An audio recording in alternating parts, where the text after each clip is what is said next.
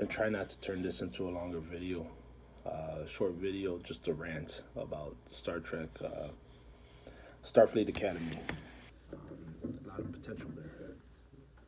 Great potential, like the uniforms, like the technology. I even like the way the new starship looks. Um, it's very good. The set designs, it's it's really good. Um, I do have issues with. Starts off with the big preaching thing, and even um, the main female character, the constable, the chief. I don't even know what she is. The captain of the ship, the head of the school. Um, I did not like that character. It starts off with criminals being put into prison in a penal colony because a Starfleet officer is murdered. So you go from there, people go into prison. Hey, it happens, you're an adult, you make your decisions, you pay the penalty. But then it turned into a whole big preaching thing about taking parents away from kids. And it's like, look, you're you're the commander of a penal colony. Everybody in there has kids. I don't see you your heart breaking because of that. Kid makes an escape. Oh my God, it's the stupidest escape. I mean, they weren't even trying. I don't know who the writer was, but they need to get fired. They need to bring in the writers from Strange New Worlds and the writers for Lower Deck. You got to bring those guys back. Give them back jobs because they knew what they were doing. Well, and the writers for Picard season 3. Um, Season 1 and 2, no, those guys need to be fired and never work in Hollywood again.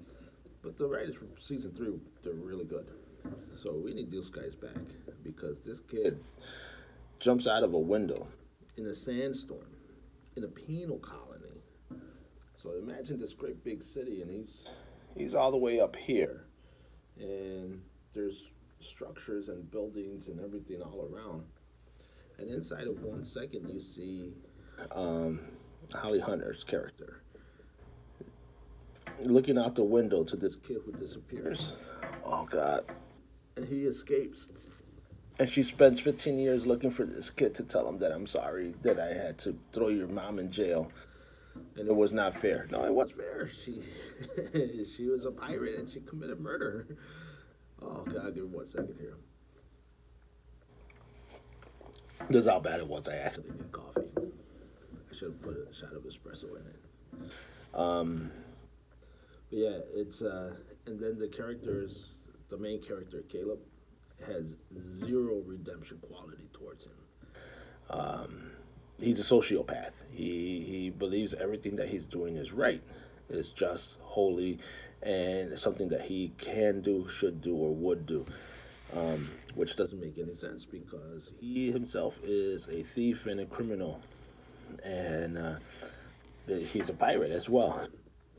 So um, he somehow is brought into it, saying, "Hey, kind of like the Kirk storyline in the 2009 movie, where Pike finds Kirk bloodied after a bar fight, and says, "Hey, join Starfleet."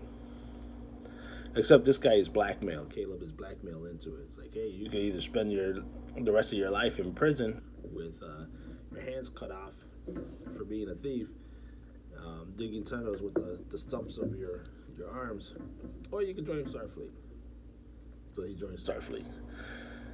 All to help look for his mom. Oh my God. Yeah, yeah. It's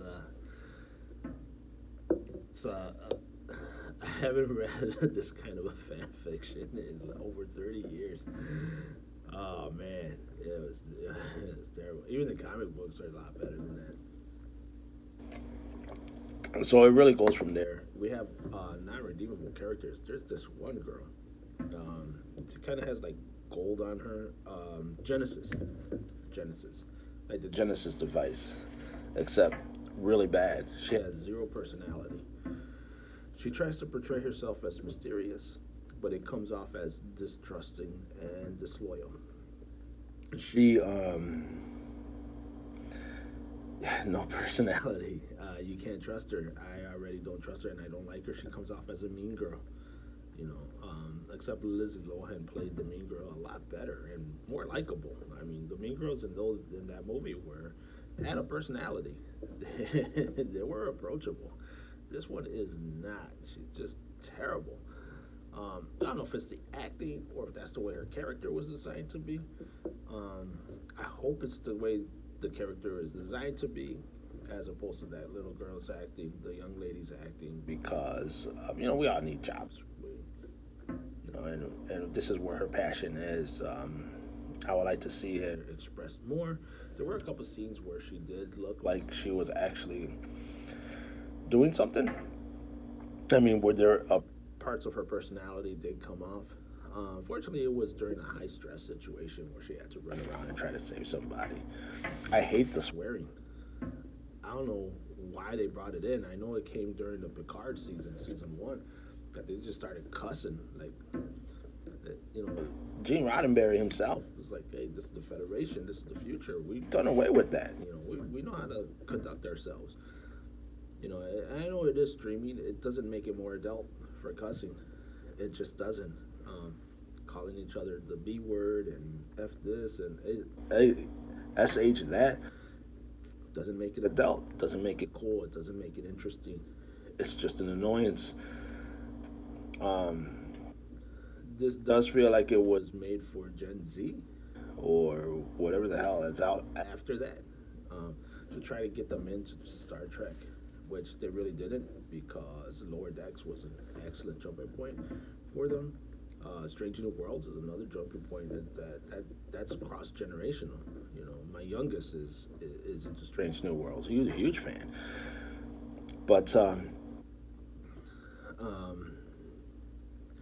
yeah. And then the hologram Sam, out of these new characters, is quickly my favorite. I did think that she might have been mentally challenged until I found out she was a hologram. I didn't understand that she. I don't understand why she has all of these programs in her, and she knows about human interaction. She didn't know anything as simple as approaching somebody, when she was just standing there waving at everybody, hello, hello, hello, like a broken record. It did seem like there was a glitch happening with her, or nor did she know how to shake hands. She didn't know how to do that, so it didn't make any sense. Especially as we dive further into the character, and at the end of the character, she actually just seems a lot more human. I don't like the haircut, the bun sting. Leave that for Star Wars. Would like to see her some better, but she is.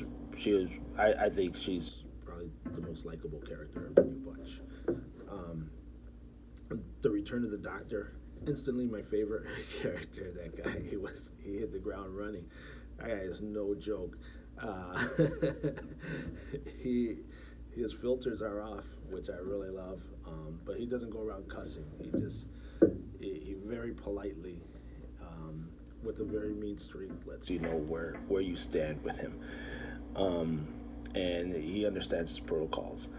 I really do like that doctor. I think I like him more in this. The first, I only saw the episode one. I think there's an episode two that was dropped, but in the first episode, he really nailed it. He did a great job. Yeah, I'm most likely going to give this a chance for the rest of the season. The seasons tend to be very short, like 8 episodes. So let me see how far I can get along. I can get through it. I don't like the way the main character, Allie Hunter, she sits in the captain's chair. It seems very disrespectful for it. So she's like 432 years old, something like that. So at the beginning of of the uh, the episode, she's already 400 years old, and she decides to drop out of Starfleet because this Caleb kid ran away and disappeared, and somehow was able to jump off of 50 stories onto different levels during a sandstorm in an alien planet in the middle of nowhere, a high desert, and was able to survive and kid who has zero education. It tends to be one of the smartest people in the world. Where the hell did he get this education from? And how is he's stealing ships? I don't know. None of that's ever explained. Um, but it was it was plot armor to get the show running. Again, he has zero redemptive qualities towards him. They had a bully on it, and it was just dumb. It was so dumb. Oh my god. The bully actually looks cool in his real form when he went out into space, but yeah, it was just there was a lot that was wrong. There was more wrong with it than there was positive stuff. So I hope they fix that, and they really need to get the Holly Hunter character just really needs to show her age. She should not be. I mean, she was in charge of a penal colony. She should not be upset that one kid was separated from his mom, a kid that she was going to put on Bejor in a good place to learn and to educate and to be happy with the mom getting supervision because the mom was a thief and a murderer. Hey, it is what it is. Don't commit the crime if you're going to be crying about being removed from your family. They try to make it more sympathetic about all of this stuff. About I was hungry, I needed to. But you're in an area where there's Starfleet, and we know because they stole a Starfleet shuttle and they killed the pilot, and they stole all the food and the medicine and the supplies that were in that shuttle. That means that there was a Starfleet base around there. You go there. The way Starfleet is set up, it says, "Hey, this is what's going on. Please, please help me out," and they would do it because that's what Starfleet is. It does seem that this takes place a little bit over 100 years after Picard season 3, so there's that aspect of it. I'm glad that it's at a different time period. I could be wrong, but just based on the star date, I believe it is after Picard season 3. I do like that time jump and that they mention a little bit about it because I think the events of Star Trek Picard season 3 takes place. What they're describing about what happened to Starfleet Academy does happen in season 3, and they're saying that happened 120 years in the past of this episode. But that's basically it. I hope that it gets a lot better. There's a lot of potential there. Again, outside of the Doctor, I can't relate to any of these characters. There's zero sympathy going on there. Hey, you know what? It could be because I'm older. I've been through a lot, and the older you get, the more stuff that you go through, the less sympathy you have for people who are going through it.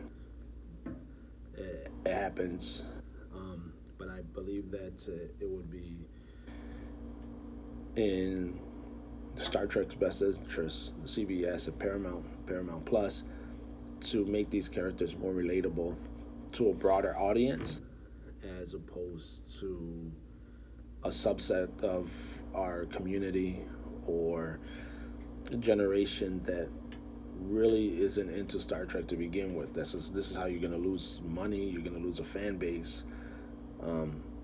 Just make it for Trekkies. That's it, and everybody will come to it. Everybody will flock to it. Just like Lower Decks, it wasn't for everybody, but Trekkies seem to really like it, and they flock to it. Well, that's the end of my rant.